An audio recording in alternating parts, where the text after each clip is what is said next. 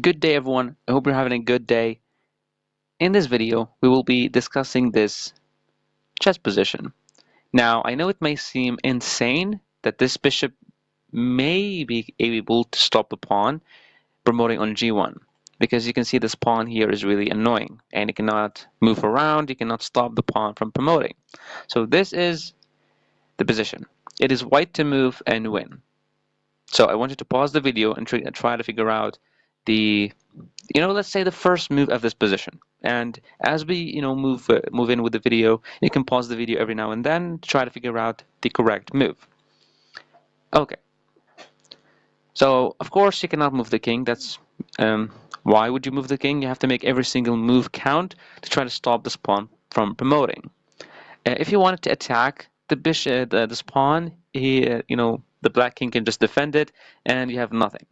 So the first move, which I really think you saw it, which is actually bishop to c5 to attack the pawn, and he can never push. That's really smart of him because you can take this pawn and stop him from promoting, and this is winning for you. After you play bishop to c5, of course, he will play king to d5 to attack the bishop and also to defend the pawn. Now he cannot play king e5. Why? Because you have e3. You're just taking. You want to take this pawn. He cannot take because of this. The black king cannot attack the bishop, cannot attack the pawn, and he cannot make a queen. And if he cannot push. Okay. Now here, for example, what if he push? Well, it can just take with the bishop. The king probably moves somewhere, like here, and then you can go back with the bishop all the way back. He makes a queen, for example. You give him a check. The king moves somewhere. You win the queen, and that's pretty much it. So he has to go king to d5 to defend the pawn and attack your bishop. Here you have to play a good move because you cannot defend the bishop. If you defend it like this, he can just push and you cannot do anything about it. Like, you can play this check, but of course your opponent will not take the pawn and allow you to win the game on the spot. After this check, he can just move the king then, and you cannot stop him from making a queen. Then you have to, sacrifice whatever. You cannot stop him from making a queen. So yeah, the correct move, the first move, it is bishop to c5 to attack the pawn. After king to d5, you have to move your bishop. But you have to move your bishop into a good square. And hopefully you manage to find bishop to b6. See, bishop to b6, you're just defending the bishop. You're running away from the attack of the king. And now you might say, this is completely dumb. The pawn cannot be stopped. The pawn cannot be stopped. Black can just play this. g2. And white is completely losing this game. Well, you are wrong about this one. See, white has a really, really beautiful way to win this. It is insane. Can you find a way that the bishop can stop this pawn from promoting? You cannot find it? Well, it's not impossible. You have to play the move e4 check.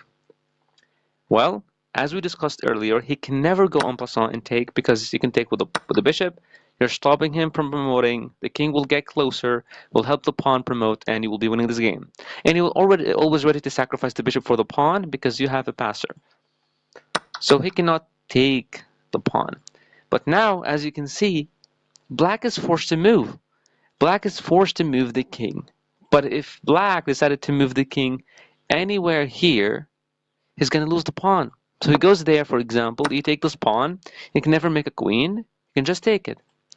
So he needs to go to a square that he still defends the pawn on d4. So he plays king to e5.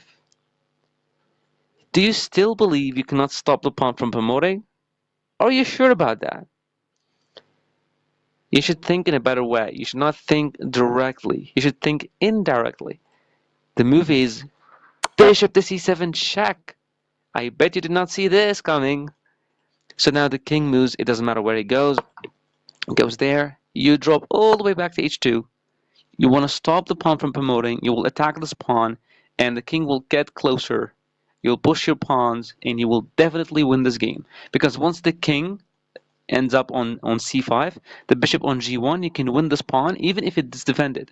Because the bishop will be defended by the king, and then you will move the bishop all the way back, push some pawns and make the queen and win the game. This is a really beautiful position, and I'm really hoping that you manage to find it, even though it's really beautiful and really tricky at the same time.